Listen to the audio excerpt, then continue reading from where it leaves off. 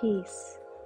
Welcome to Holistic Intuition, where we collectively explore health, raised consciousness, and overall holistic experiences such as self-love, cultural privilege, confidence, sex, friendships, oppressive systems, and much, much more, while encouraging you to be your best guide in this human experience through helping each other connect more deeply with ourselves. Peace, y'all. Well, for me it's Venus Day, but it'll probably be uploaded on Sunday, so happy Sunday. I have my second little cutie here, if you can see her, Harmony, because I know you guys met Peace last week, so I had to show you her because I love them so much. And so much has happened since last week, you know. I just like seeing how much more comfortable they are, not just with us, but with each other. Like, they really cuddle with each other now. Like, really, Peace wraps her arm around Harmony. It's everything. I just love having them here so much. I think she might go to sleep on me. Anyway, before I get all distracted, today we're going to be talking about some ways that we can become more self-sufficient. Because a lot of us are feeling pushed to really take that control back and care for ourselves in all of these different ways that we've allowed outside sources to control. And some of us might be feeling like we're being forced in positions. We're not being forced. We're never forced to do anything. Everything is a choice. But we might feel that voluntary push that I know I definitely felt, you know, kind of at the start of quarantine or COVID. I definitely felt and still feel a major push to just take back my birthrights and be in control of them. And it's a very powerful feeling to care for yourself, to learn how to care for yourself in all these different ways. And before we go into the human things, I just want to give a little example with the cats. Harmony here had a little minor pink eye infection, and it could have been very easy to say, you know what, I'm going to go to the vet and I'm going to let them tell me what antibiotic I should put her on, and it will go away in a few days and we move on. Now, if I'm not going to feed myself antibiotics, am I going to feed it to these beautiful, magical creations? No. Okay, and maybe one day we'll have an episode on antibiotics, but that would just be a loaded topic. But antibiotics are toxic, to say the least, and I would never give that to my cat. So we looked up some natural, holistic ways that we can heal pink eye. And it was interesting because it was kind of similar to how when humans have different, like a stye or an eye infection, it's very normal to put a tea bag with like black tea or chamomile on top of the stye, and the herbs in there will basically rid that area of the infection. So that's basically what we've been doing with her. Is, you know, we've been taking Q-tips and just wiping out her eye with some water, and then taking a little eyedropper and taking the chamomile tea, the water, and dropping it in her eye. And it obviously took longer. Any natural remedy will take longer than a synthetic, because a synthetic is basically a suppressant, like Advil, Tylenol. Those are all suppressants to your body's natural functions. So for example, like when you get the flu and then you take a medication so that you don't feel the flu symptoms, those flu symptoms are your body's way of healing it. Your body is trying to rid itself of its toxins. And by you taking something like that, not only are you putting in horrible ingredients, but you're also suppressing your body's natural way of healing. So it's going to take longer. But in this process, her eye is all the way better. It's amazing. She's totally fine. We also built a bond with her through doing that. You know, obviously it's not the most comfortable thing to have an eyedropper, you know, in your eye. And I really feel that she felt that we were caring for her and loving her in a very gentle way. And so it not only built a stronger, you know,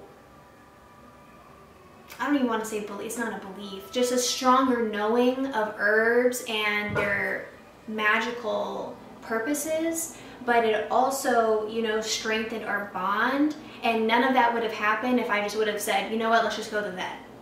So being self-sufficient is not just one way. It's not just like, oh, it's just food, or it's just, I have to have a garden. It's just, no. Being self-sufficient is all around us all the time.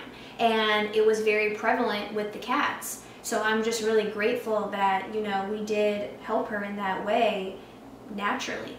So I just want to give that example real quick. I chose a candle today instead of incense that I already lit. So let's just take a moment and pick an intention.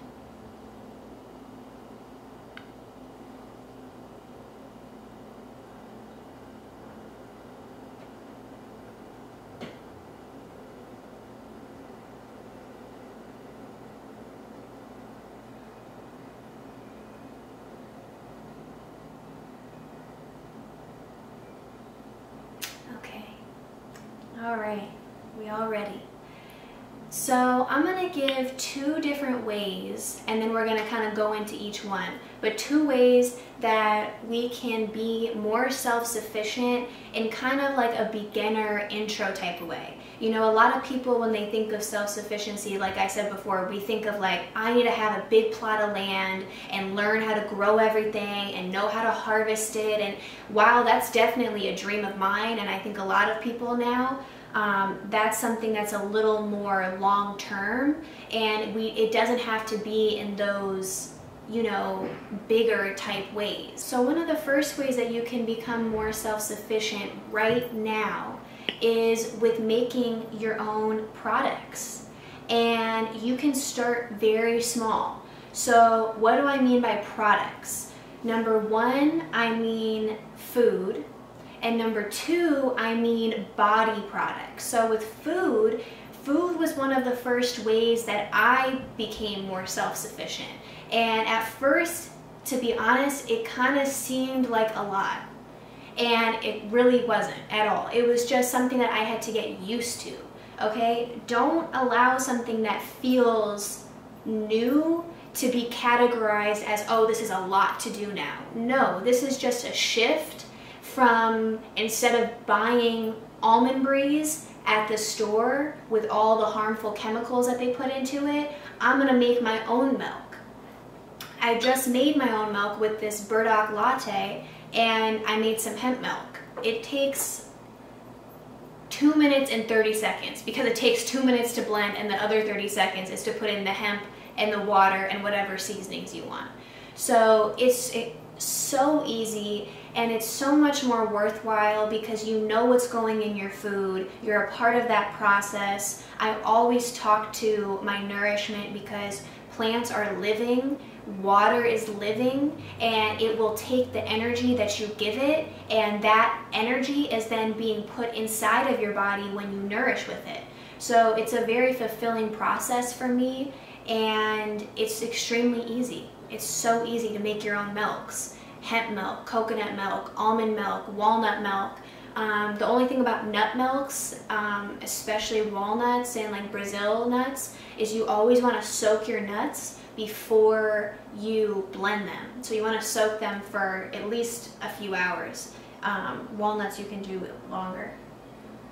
She's just so cute. Oh my god. Another really easy thing to do is to start making your own sauces. And this was really fun for me because sauces are endless, and a meal is not a meal unless there is a sauce, okay? Like, sauces change everything. And why were we buying ketchup from the store so much? Ketchup is so easy to make, and you know how much sugar they put in ketchup? And probably citric acid, and I don't even want to know what else. All we do is we get maybe 4 or 5 organic Roma tomatoes, put them in a blender, put some spices in there, You know what, actually with my marinara sauce, I put more spices, but with the ketchup, I keep it pretty simple, just with like some agave and some salt. And then put it on the stove, let it come to a boil, let it thicken up a little bit. You're done. That's literally it. It's easy, it's fun. I'm trying to think what other sauces. I make a mock garlic sauce because garlic is a hybrid, so I don't use garlic. But if you do 3 to 1 parts onion powder to ginger, that'll give you a really nice garlicky flavor. So I make my own garlic sauce. Hummus isn't really a sauce, but we make hummus a lot. What else do we make? Barbecue. Oh, barbecue sauce. Oh my gosh. Our barbecue sauce, when I make my recipe book, that barbecue sauce is going into it. I want to give a shout out to, it's electric something. It's not electric alkaline. I'm going to tag her account. She's on Instagram. She makes the most beautiful alkaline food. It looks so gourmet. It looks beautiful.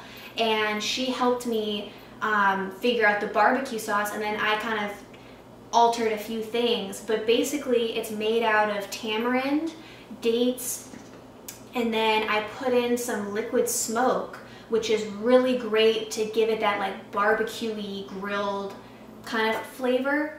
That right there is wild how good that sauce is. Like, oh my god, I can't wait to come out with the recipe book and you guys to try some of the stuff that we make, because we be eating good every night. Every night we be in the kitchen, because we really only eat, you know, like 1 meal a day. But I'm getting sidetracked. So basically, one way is to make your own sauces, make your own milks. And that's a great way to kind of, if you're not already familiar with the kitchen, that's a great way to start small, but meaningfully. You know, you might not think that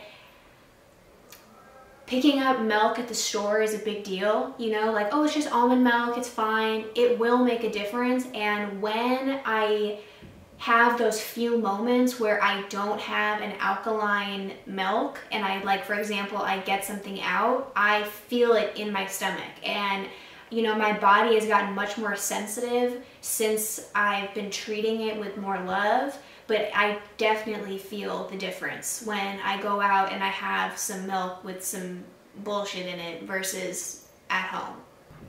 Another way you can be in control of your food supply is through planting and gardening.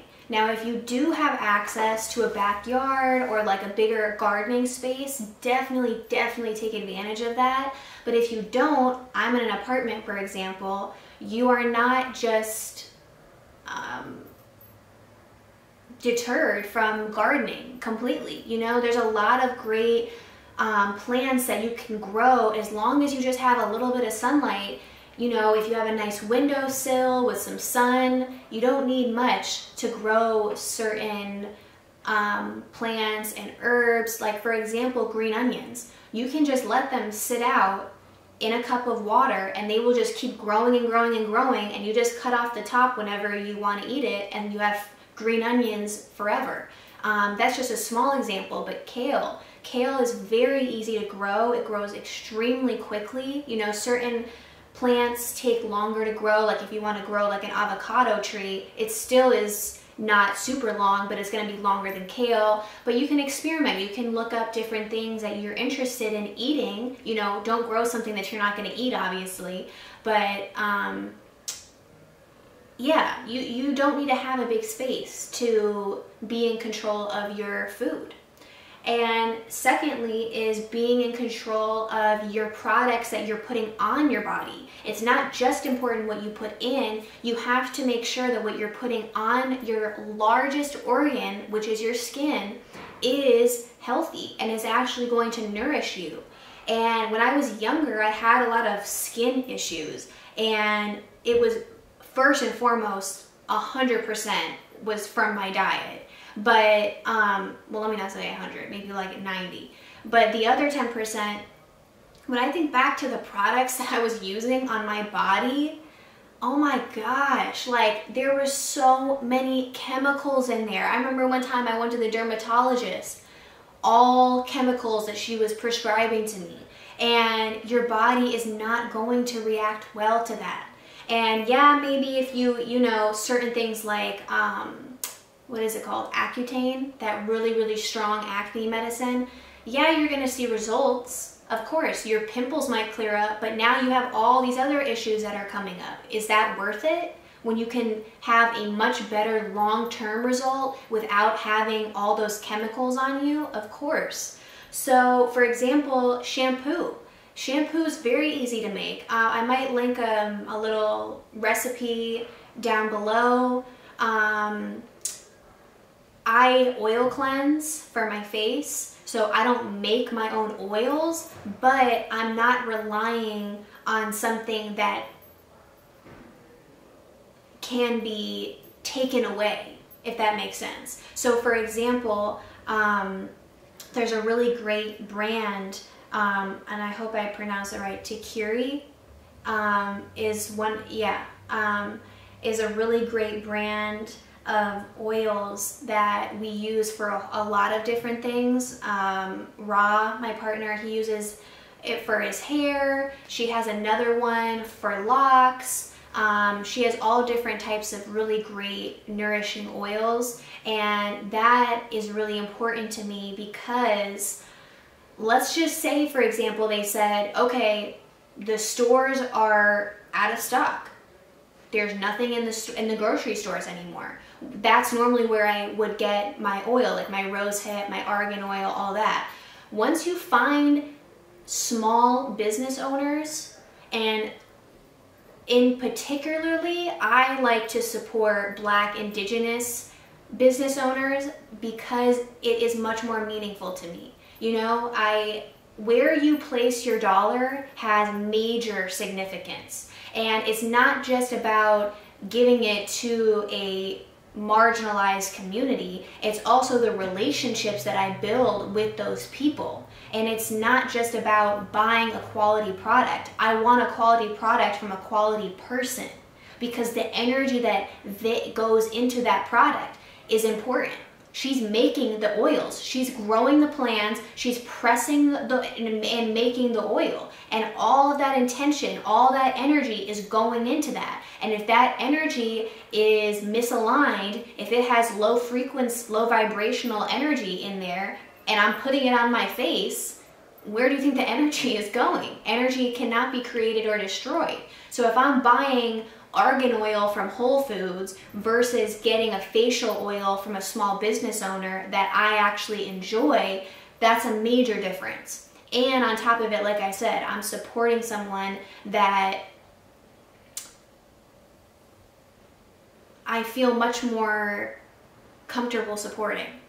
So that's what I'll say about that. So yeah, like facial oils, things like that, shampoo, you can make your own shea butter. I actually, the same account that helped me with the barbecue sauce, she just posted that she made some burdock shea butter and it looked so beautiful and soft.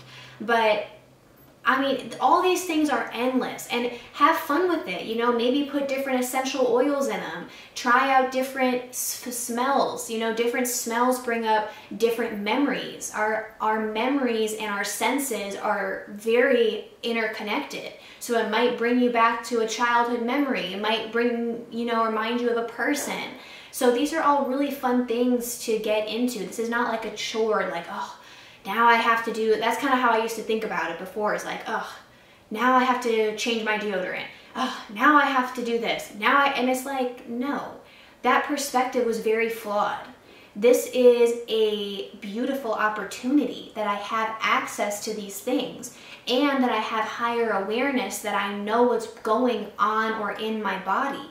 These are beautiful, beautiful practices. This is not an extra. This is something that we should be doing, but this way of life has been forcibly taken from us. And another reason why I bring this up is that the days of physical money are dwindling down. You know, we're coming very close to when coins and cash are going to be obsolete and we're going to be moving to everything is monitored online. So the days of like grandma giving you an extra 20 or, you know, these little side exchanges are not going to be possible with physical money. So what do we need to do? We need to revert back to the practices that we had from the beginning of time. Trade. And that's why it's so crucial to learn your own skills. Learn how to cook. Learn how to grow something. Learn how to build something so that you, if you don't have physical money, you have a physical object or a service or something that has value that you can trade with someone. So it's like, you know, we're going back to like, I'm gonna trade a chicken for this, except I'm talking about, here, you need some shea butter. I have some homegrown fruits and vegetables. Let's trade. These are the things that hold value, okay? Once physical money becomes obsolete, it doesn't matter how many material items you have, okay? Those things don't matter. They don't have inherent value. But a skill can never die. It can never just disappear the same way, oh, I had this car. Okay, a car can break down. I had this piece of jewelry. A piece of jewelry can break, you know? So these are also ways that you're building a foundation of security for yourself and for your family. And the last way that you can become self-sufficient right now is through going within for comfort and for entertainment. So a lot of us go outwardly for both. And what do I mean comfort-wise? Comfort, a lot of us find comfort in food. A lot. And we might not even realize it. Like if I was looking at myself a few years ago, would I say I was using food as comfort? No, I would be like, no, I'm not stuffing myself with cake, or no, I'm not doing that. But I was, in a way. Everyone does it in different ways. It just wasn't extreme, so I wasn't categorizing it as comfort. But I was, you know, certain foods bring us comfort, like a hearty meal, bread, you know, these different things that are not healthy. Also overeating. You know, those are things that are not healthy behaviors, but because we have control over it, it feels like comfort. It's kind of like an illusion of comfort, really. So food is one way. Security is through a lot of ways. Going to college, people think they have security. I have this piece of paper now that says that I'm at this level. Okay? It's just a paid credential. You paid for it. A 9-to-5. Is that security? No, it's not. As we can see right now, we don't have security with 9-to-5s. You know, a lot of people were pushed to either inject themselves with unknown substances with unknown long-term effects, or leave and risk their finances, really, you know, like risk their way of well-being. And that is the key word. Why are we putting our well-being into someone else's hands? You can get fired any moment. All these things that are happening should be an eye-opener to you, that these are false senses of security. They never were security. They were pushed to us, they were marketed to us as security, definitely. Go to school, go to a good school, get a degree, get a job, you can get a pension, this, that, and the third. We're seeing that that is not the case at all. And we need to take back our power by choosing where you spend your time. If you're 9-to-5, how many hours a day are you spending for someone else? And how many days are you spending for you? Because I know when I never worked a 9-to-5, but when I was working for other people in a, you know, in a bigger way, more hours, you know, I had to really push myself to, when I got home, you know, to work out, to make a healthy dinner, all these things. And I did it because I love myself, But I know that a lot of people don't love themselves and they don't do those things. And they come home from work, they're exhausted, they engage in unhealthy behavior, they're stagnant with their body, and they engage in some consumption that is predictive programming like the TV, and then they call it a night, go to bed, and do the same thing the next day. Tell me how you're caring for your spirit. Tell me how that is self-sufficient. It's not at all. And we need to recognize how these ways are truly hurting us. They are so much more deep than people realize. Oh, it's just a job. No, everything is energy. You have an electromagnetic field around you at all times. Every living being does. Harmony does right now. And she can feel my energy and I can feel hers. And if I go to a job, I feel my boss's energy. I feel the coworker's energy, and it's not conscious all the time, but it is there. And I am not willing to put myself in a position where there's some energy around me that does not feel good. I am only choosing to be around energy that makes me feel uplifted, that makes me feel loved, that makes me feel enlightened. I didn't feel those ways being at a job, and I don't know many people that do. So what is one way that you can go within and create that comfort and security and all of those things? One major way is to connect with nature. Nature is so abundant, and I don't even know where to start, because I feel like I had a realization maybe like a week or two ago. It was pretty recent. After reading this book, which I only just started it, but I just love it so far. It's called Plant Witchery, Discover the Sacred Language, Wisdom, and Magic of 200 Plants by Juliet Diaz.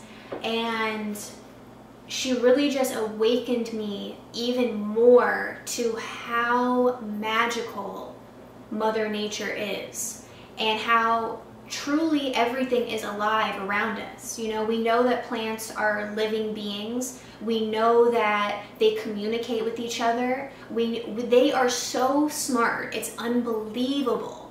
Like, if, for example, let's say a caterpillar is eating a leaf on a plant. The plant recognizes that, hey, I'm kind of being destroyed in this process. So it can extract some of those nutrients from the plant, from itself, so that the caterpillar no longer wants it.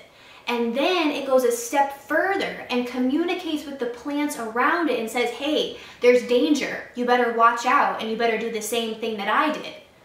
Now, if that is not the coolest thing, like, I don't know what is. Plants are so cool. Like, they blow my mind. Like, this book is so cool. I love it. And just really showing nature more gratitude and giving to her. We always take from nature. We're taking her food. We're taking her air. We're polluting it. We're doing all these things. Everything we use all the time is from her. If you're using an iPhone, where do you think those resources came from? Africa. If we're reading a book, trees for paper. You know, everything around us is nature. It just might not look like it anymore. But this cup was originally nature. And part of connecting within is knowing that we are all connected, that we have a collective consciousness. And when you are able to connect more with nature and listen to her, she is truly giving us messages all the time. And so that's something that I've definitely been putting much more emphasis on, is my relationship with nature. So for example, and this is something that she mentions in the book, is, you know, I have a lot of houseplants, and while I do talk to them and, you know, I don't ignore them, I definitely want to connect with them deeper. You know, I was like feeling that urge. And so she recommends and she gives a meditation that you can do with your plant, a plant meditation. So for 30 days, I'm going to meditate with the same plant and build a relationship with her the same way a person has to be nurtured. You don't just like go up to someone and they start spilling their secrets and, oh, we just have this amazing relationship. No, it's the same way with the plant. Every plant is different. Every plant has different personalities. One might like the sun here and one doesn't, and one needs this amount of water, and this one wants to be talked to this way, and they're all different. So I've been definitely cultivating that relationship with one of my monsteras, and I have another one that I'm gonna do next, and just, you know, keep going with all my other plants. And one thing that is really important to learn about plants, I would say two things, are their medicinal and their spiritual properties, that you can feed off of that beautiful energy and use it for you, you know? And I wouldn't just say use it, but kind of like reciprocate with the plant. You always need to give thanks anytime, you know, I work with plants or herbs or anything. I'm always giving thanks. You should never just pull up a plant out of its root or pull off, you know, an herb from its stem without giving thanks. But that's one reason why I just love this book, because she goes through, like I said, 200 plus plants, and she tells you about it. She tells you what kingdom it's in, and what kingdom it's in. The plant kingdom. But what about it? She goes more into detail, but she goes into the medicinal properties and the magical or spiritual properties. So like, for example, this is basil. Basil promotes blood circulation. It helps in aids in lactation. It can clear up acne, can give you energy boosts. And the spiritual properties, she says, it's great to give to a newly married couple, as basil encourages happy, easy love. It makes a good housewarming present. You know, she goes into all these different things. Basil is a lovely plant to work with for self-love. So once you learn more about that specific plant, it can help guide you on your journey. You know, nature is really one of our most beautiful guiders, and we just don't really know anything about her.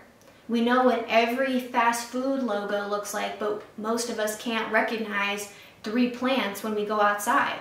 That is a major issue. What happens if we don't have a connection to certain books or things online? How are we going to survive? These are things that you should know how to do. We should know how to care for ourselves, and one way is through the plants. And the last thing I would say is, I hear like the saying a lot, find yourself, and I don't agree with that, because you never lost yourself. You just haven't uncovered yourself. I like to think of life as like throwing all of these layers on you, and they're not your layers. They're not for you to keep. There's society's layers. There's family layers. There's cultural layers. And sometimes it feels like we are lost, but we're not. We just haven't yet awakened to what our own individual layers are and how they're affecting us. So, you know, one example is the layer of this illusion of trust, or this illusion of safety with outside sources. You know, why do I trust the grocery store more than my own kitchen? That is a major layer that needs to be uncovered. You know, it's like now that I've elevated from that way of thinking to go into the grocery store and just pick up a random bag of chips or a random apple or a random whatever and just be like, I'm sure it's fine, is like, what? It feels like such a foreign idea that I ever used to do that. But at the minimum, you should be checking what is in the ingredients before you buy or eat anything. But that's just a little side note. But basically, explore yourself is what I'm trying to say. You know, explore different hobbies or activities that could turn into hobbies. And maybe that hobby could turn into a trade. you know, a service that you have. You could maybe become financially abundant from that. Maybe you could be abundant with finding your community that way. You know, there's so many beautiful things that happen, but if you're not choosing to explore life and all of the things that were given to us when we came here, I feel like it's a little bit of an insult, honestly. You know, Source gave us every single thing that we could possibly need to thrive on this planet or in this realm, wherever we are, and to just survive day to day and not try new things, whether it's trying new food, whether it's trying a new activity. Like, for example, I'm gonna get into making my own incense cones soon because I love to burn incense, and I just found out how easy it is to make your own cones, you know, and that's something where I can create with my hands, which is something I'm also desiring. So kind of listen to yourself and feed into whatever your spirit is calling for. You know, do they want something that you can kind of get in the mud with? Do they want something where you can be more intellectually stimulated? But all of these ways are exploration. All of these ways of living are, all these are opportunities for further and deeper connection within. And when you have those things that you can go to, those practices, you don't rely anymore on their propaganda. You know, so at night a lot, instead of watching a movie, I can be playing cards. I can be making a dish. I can be reading a good book. I can be making my incense cones. I can be meditating. I can just be spending time with the cats and just be off, you know, away from technology. But if technology all of a sudden stopped working today, what would you do? How would you survive? And it's not like it has to be that extreme, but just plant those seeds in your mind so that you can start to develop these practices and they become normal. You know, now I don't give it a second thought when I make hemp milk, or when I, you know, make my own product, or do something that I would in the past have relied on an outside source to do. It just becomes normal now. And it becomes more fun, and it's honestly easier, because instead of me having to go out, whether that's like me driving or me paying someone money or whatever it may be, or just engaging in energy where it's like, I don't really like that. You know, like even the nail salon, I don't really like going to the nail salon. The energy is usually weird at the nail salon. Either people are gossiping, or it's like these just like dry, dead energy, because all these chemicals are just, you can smell it. You know, when you go in the nail salon, it smells strong. It's like, I shouldn't smell that when I'm going, you know what I'm saying? That's not normal. It's not like, oh, it's so refreshing, it's plants, or no, it's fake chemicals. So I can paint my own nails, you know, I can learn how to do my own nails. All of these things are fun, honestly. And they're just ways for you to connect deeper. So today was a little bit of a shorter episode. It was kind of more relaxed. I was more relaxed because Harmony was on top of me almost the whole time. But I really invite you to explore these ideas, plant some seeds, and you never know what can sprout and grow into a beautiful flower when you nurture it. So I wish everyone a beautiful weekend, and we will see everyone next week.